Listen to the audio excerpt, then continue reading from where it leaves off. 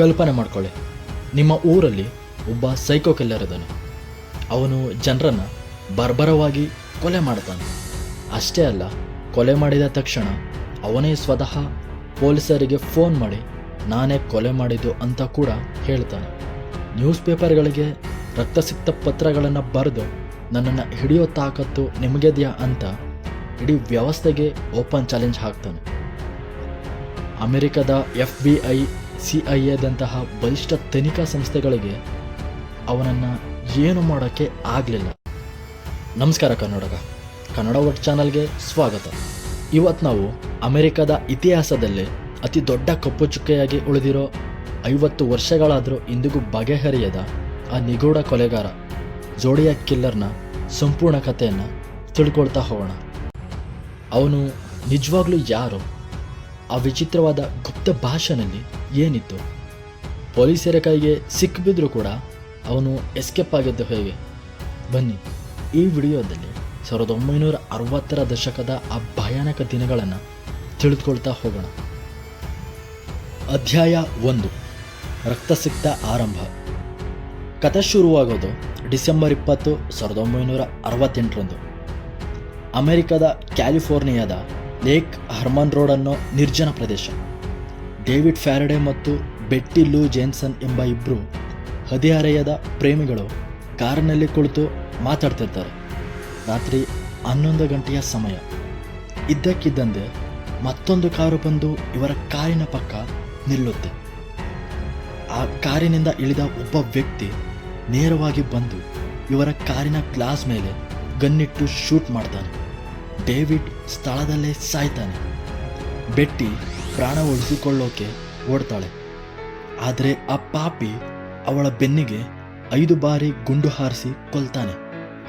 ಪೊಲೀಸರಿಗೆ ಇದು ಯಾರೋ ಮಾಡಿದ ಸಾಮಾನ್ಯ ಕೊಲೆ ಅನಿಸುತ್ತೆ. ಆದರೆ ಇದು ಆ ಸೈಕೋ ಕಿಲ್ಲರ್ನ ಕೇವಲ ಆರಂಭವಾಗಿತ್ತು. ಇದಾಗಿ ಸರಿಯಾಗಿ 6 ತಿಂಗಳ ನಂತರ ಜುಲೈ 4, 1969 ಅಮೆರಿಕದ ಸ್ವಾತಂತ್ರ್ಯ ದಿನಾಚರಣೆ. ಬ್ಲೂ ರಾಕ್ ಸ್ಟ್ರಿಂಗ್ಸ್ ಎಂಬ ಪಾರ್ಕ್ನಲ್ಲಿ ಡಾರ್ಲಿನ್ ಫೆರಿನ್ ಮತ್ತು ಮೈಕ್ ಮಗೈ ಎಂಬ ಮತ್ತೊಬ್ಬರು ಕಾರಿನಲ್ಲಿರ್ತಾರೆ. ಮತ್ತೆ ಅದೇ ರೀತಿ ಇನ್ನೊಂದು ಕಾರ್ ಬರುತ್ತೆ. ಆ ವ್ಯಕ್ತಿ ಟಾರ್ಚ್ ಲೈಟನ್ನು ಇವರ ಕಣ್ಣಿಗೆ ಹೊಡೆದು 9 mm ಗನ್ನಿಂದ ಕಣ್ಣು ಮುಚ್ಚಿ ತೆರೆಯುವಷ್ಟರಲ್ಲಿ 5 ಬಾರಿ ಶೂಟ್ ಮಾಡ್ತಾನೆ. ಆದರೆ ಈ ಬಾರಿ ಟ್ವಿಸ್ಟ್ ಇತ್ತು. ಕೊಲೆ ಮಾಡಿದ ಕೇವಲ 40 ನಿಮಿಷದಲ್ಲಿ ಹತ್ತಿರದ ಪೊಲೀಸ್ ಸ್ಟೇಷನ್ಗೆ ಒಂದು ಫೋನ್ ಕಾಲ್ ಬರುತ್ತೆ. ನಾನೊಂದು ಡಬಲ್ ಮರ್ಡರ್ ರಿಪೋರ್ಟ್ ಮಾಡಬೇಕಿತ್ತು. ಲೇಕ್ ಹರ್ಮನ್ ರೋಡ್ನಲ್ಲಿ 6 ತಿಂಗಳ ಹಿಂದೆ ಆದ ಕೊಲೆ ಮಾಡಿದ್ದು ನಾನೇ ಅಂತ ಹೇಳಿ ಫೋನ್ ಕಟ್ ಮಾಡ್ತಾನೆ. ಅದೃಷ್ಟವಶಾತ್ ಈ ದಾಳಿಲಿ ಮೈಕ್ ಮಗೈ ಬದುಕುಳಿದಿರ್ತಾನೆ. ಹಾಗೆ ಕಿಲ್ಲರ್ನ ಮುಖವನ್ನು ಸ್ವಲ್ಪ ನೋಡಿರ್ತಾನೆ. ಆತನೇ ಪೊಲೀಸರಿಗೆ ಕಿಲ್ಲರ್ ದಪ್ಪಾಗಿದ್ದ ಮತ್ತು ಕನ್ನಡಕ ಹಾಕಿದ್ದ ಅನ್ನೋ ಮೊದಲ ಸುಳಿವು ಕೂಡ ನೀಡ್ತಾನೆ. ಮುಂದೆ ಆಗಸ್ಟ್ 7ರಲ್ಲಿ ಬಂದ ಮತ್ತೊಂದು ಪತ್ರದಲ್ಲಿ ಆತ ಮೊದಲ ಬಾರಿಗೆ ದಿಸ್ ಈಸ್ ದಿ ಝೋಡಿಯಾಕ್ ಸ್ಪೀಕಿಂಗ್ ಅಂತ ಬರೆದಿರ್ತಾನೆ. ಅಲ್ಲಿಂದ ಅವನಿಗೆ ಝೋಡಿಯಾಕ್ ಕಿಲ್ಲರ್ ಅಂತ ಹೆಸರು ಬರುತ್ತೆ. ಅವನು ಕಳಿಸಿದ ಆ ಗುಪ್ತ ಭಾಷೆಯ ಕೋಡನ್ನು ಒಬ್ಬ ಸಾಮಾನ್ಯ ಶಾಲಾ ಶಿಕ್ಷಕ ಮತ್ತು ಆತನ ಹೆಂಡತಿ ಡಿಕೋಡ್ ಮಾಡ್ತಾರೆ. ಅದರಲ್ಲಿ ಝೋಡಿಯಾಕ್ ಏನು ಬರೆದಿದೆ ಗೊತ್ತಾ? ನನಗೆ ಜನರನ್ನು ಕೊಲ್ಲುವುದು ಅಂದರೆ ತುಂಬ ಇಷ್ಟ. ಯಾಕೆಂದರೆ ಅದು ಕಾಡಿನಲ್ಲಿ ಪ್ರಾಣಿಗಳನ್ನು ಬೇಟೆಯಾಡುವುದಕ್ಕಿಂತ ರೋಚಕವಾಗಿರುತ್ತೆ. ಮನುಷ್ಯನೇ ಅತಿ ಅಪಾಯಕಾರಿ ಪ್ರಾಣಿ. ನಾನು ಸತ್ತ ಮೇಲೆ ಸ್ವರ್ಗದಲ್ಲಿ ಪುನರ್ಜನ್ಮ ಪಡಿತೇನೆ ಮತ್ತು ನಾನು ಕೊಂದವರೆಲ್ಲರೂ ಅಲ್ಲಿ ನನಗೆ ಗುಲಾಮರಾಗಿರ್ತಾರೆ. ಇದನ್ನು ಓದಿದ ಇಡೀ ಅಮೆರಿಕದ ಜನ ಬೆಚ್ಚಿಬಿಡ್ತಾರೆ. ಜನರು ರಾತ್ರಿ ಹೊತ್ತು ಮನೆಯಿಂದ ಹೊರಬರೋಕೆ ಹೆದರೋಕೆ ಶುರು ಮಾಡ್ತಾರೆ. ಹಗಲು ಹೊತ್ತಿನ ದಾಳಿ ಮತ್ತು ಆ ದೊಡ್ಡ ತಪ್ಪು. ಇಲ್ಲಿಯವರೆಗೂ ಝೋಡಿಯಾಕ್ ಕತ್ತಲಲ್ಲಿ ಕಾರಿನಲ್ಲಿರುವವರನ್ನು ಮಾತ್ರ ಟಾರ್ಗೆಟ್ ಮಾಡ್ತಿದ್ದ. ಆದರೆ ಸೆಪ್ಟೆಂಬರ್ 27, 1969ರಂದು ಆತ ತನ್ನ ರೂಲ್ಸ್ ಬ್ರೇಕ್ ಮಾಡ್ತಾನೆ. ಹಗಲು ಹೊತ್ತಿನಲ್ಲೇ ಲೇಕ್ ಬೆರಿಯೆಸ್ಸಾ ಎಂಬಲ್ಲಿ ಪಿಕ್ನಿಕ್ ಬಂದಿದ್ದ ಬ್ರಿಯಾನ್ ಮತ್ತು ಸೆಸಿಲಿಯಾ ಎಂಬುವವರ ಬಳಿ ಬರ್ತಾನೆ. ಈ ಬಾರಿ ಆತ ಗನ್ ತಂದಿರೋದಿಲ್ಲ, ಬದಲಾಗಿ ಒಂದು ಉದ್ದವಾದ ಚಾಕು ತಂದಿದ್ದ.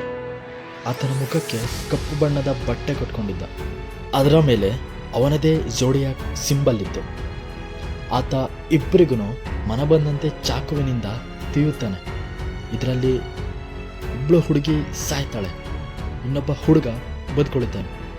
ಇದಾದ ಕೇವಲ 2 ವಾರದಲ್ಲಿ ಅಕ್ಟೋಬರ್ 11ರಂದು ಝೋಡಿಯಾಕ್ ಸ್ಯಾನ್ ಫ್ರಾನ್ಸಿಸ್ಕೋ ನಗರದ ಮಧ್ಯಭಾಗದಲ್ಲಿ ಪಾಲ್ ಸ್ಟೈನ್ ಎಂಬ ಕ್ಯಾಬ್ ಡ್ರೈವರ್ನನ್ನು ಗುಂಡಿಕ್ಕಿ ಕೊಲ್ತಾನೆ.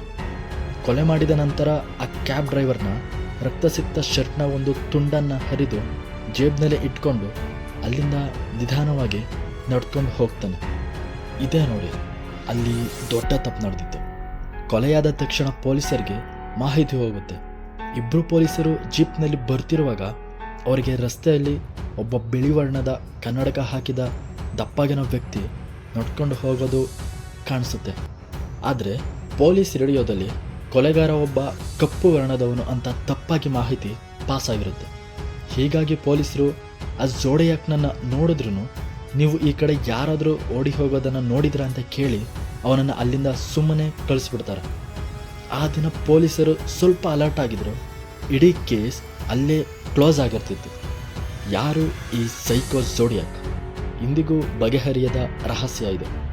ಈ ಘಟನೆಯ ನಂತರ ಝೋಡಿಯಾಕ್ ಪೊಲೀಸರಿಗೆ ಆ ಕ್ಯಾಬ್ ಡ್ರೈವರ್ನ ರಕ್ತಸಿಕ್ತ ಶರ್ಟ್ನ ತುಂಡನ್ನು ಪತ್ರದಲ್ಲಿ ಕಳಿಸಿ, ನೀವು ನನ್ನ ಪಕ್ಕದಲ್ಲೇ ಇದ್ರಿ, ಆದರೂ ನನ್ನನ್ನು ಹಿಡಿಯೋಕ್ಕೆ ಆಗಲಿಲ್ಲ ಅಂತ ಗೇಲಿ ಮಾಡ್ತಾನೆ. ಅವನು ಬರೆದ ಲೆಟರ್ಗಳ ಮೂಲಕ ಪೊಲೀಸರು ಒಂದು ಸ್ಕೆಚ್ ರೆಡಿ ಮಾಡ್ತಾರೆ. ಪೊಲೀಸರ ಲಿಸ್ಟ್ನಲ್ಲಿ ಸಾವಿರಾರು ಅನುಮಾನಾಸ್ಪದ ವ್ಯಕ್ತಿಗಳಿದ್ರು. ಅದರಲ್ಲಿ ನಂಬರ್ 1 ಶಂಕಿತ ವ್ಯಕ್ತಿ ಅಂದರೆ ಆರ್ಥರ್ ಲೀ ಅಲೆನ್. ಇವನೊಬ್ಬ ವಜಾಗೊಂಡಿದ್ದ ಶಾಲಾ ಶಿಕ್ಷಕ. ಇವನ ಬಳಿ ಝೋಡಿಯಾಕ್ ಬ್ರ್ಯಾಂಡ್ನ ವಾಚ್ ಇತ್ತು. ಆ ವಾಚ್ನ ಲೋಗೋ ಕೂಡ ಝೋಡಿಯಾಕ್ದೇ ಆಗಿತ್ತು. ಇವನ ಶೂ ಸೈಜ್ ಮತ್ತು ಕೊಲೆ ನಡೆದ ಜಾಗದಲ್ಲಿದ್ದ ಹೆಜ್ಜೆ ಗುರುತು ಒಂದೇ ಆಗಿತ್ತು. ಆದರೆ ದುರಾದೃಷ್ಟವಶಾತ್ ಪತ್ರದಲ್ಲಿದ್ದ DNA ಮತ್ತು ಇವನ DNA ಮ್ಯಾಚ್ ಆಗಲಿಲ್ಲ. ಕೊನೆಗೆ 1992ರಲ್ಲಿ ಈ ಆರ್ಥರ್ ಹಾರ್ಟ್ ಅಟ್ಯಾಕ್ನಿಂದ ಸತ್ತೋಗ್ತಾನೆ. ಝೋಡಿಯಾಕ್ ತಾನು 37 ಜನರನ್ನು ಕೊಂದಿದ್ದೇನೆ ಅಂತ ಹೇಳ್ಕೊಂಡಿದ್ದ. ಆದರೆ ಪೊಲೀಸರಿಗೆ ಸಾಕ್ಷ್ಯ ಸಿಕ್ಕಿದ್ದು ಕೇವಲ 5 ಕೊಲೆಗಳಿಗೆ ಮಾತ್ರ. 1974ರ ನಂತರ ಅವನಿಂದ ಯಾವುದೇ ಪತ್ರ ಬರಲಿಲ್ಲ. ಆತ ಸಹಜವಾಗಿ ಸತ್ತೋದ್ನ, ಬೇರೆ ಕೇಸ್ನಲ್ಲಿ ಜೈಲಿಗೆ ಹೋದ್ನ, ಅಥವಾ ವಯಸ್ಸಾಗಿ ಸುಮ್ಮನದ್ನ. ಇಂದಿಗೂ ಇದು FBI ಬಳಿ ಇರುವ ಅತಿ ದೊಡ್ಡ ಅನ್ಸಾಲ್ವ್ಡ್ ಕೇಸ್. ಯಾವುದೇ ಆಧುನಿಕ ಟೆಕ್ನಾಲಜಿ, CCTV, ಮೊಬೈಲ್ ಟ್ರ್ಯಾಕಿಂಗ್ ಇಲ್ಲದ ಆ ಕಾಲದಲ್ಲಿ ಕೇವಲ ತನ್ನ ಬುದ್ಧಿವಂತಿಕೆಯಿಂದ ಇಡೀ ಅಮೆರಿಕನ್ ಪೊಲೀಸ್ ವ್ಯವಸ್ಥೆಯನ್ನು ಆಟವಾಡಿಸಿದ ಆ ಝೋಡಿಯಾಕ್ ಕಿಲ್ಲರ್ನ ಕಥೆ ಇದು. ನಿಮ್ಮ ಪ್ರಕಾರ ಈ ಝೋಡಿಯಾಕ್ ಯಾರು ಆಗಿರಬಹುದು? ಆರ್ಥರ್ ಲೀ ಅಲೆನ್ ನಿಜವಾದ ಕಿಲ್ಲರ, ಅಥವಾ ಪೊಲೀಸರನ್ನು ದಿಕ್ಕು ತಪ್ಪಿಸೋಕೆ ಬೇರೊಬ್ಬ ಈ ರೀತಿ ಮಾಡ್ತಿದ್ನ? ನಿಮ್ಮ ಅನಿಸಿಕೆಗಳನ್ನು ಕಮೆಂಟ್ ಮಾಡಿ ತಿಳಿಸಿ. ಹಾಗೆ ದಯವಿಟ್ಟು ನಮ್ಮ ಕನ್ನಡ ವರ್ಡ್ ಚಾನಲ್ನ ಸಬ್ಸ್ಕ್ರೈಬ್ ಆಗೋದನ್ನು ಯಾವುದೇ ಕಾರಣಕ್ಕೂ ಮರಿಬೇಡಿ. ಮುಂದಿನ ವಿಡಿಯೋದಲ್ಲಿ ಸಿಗೋಣ. ಧನ್ಯವಾದ.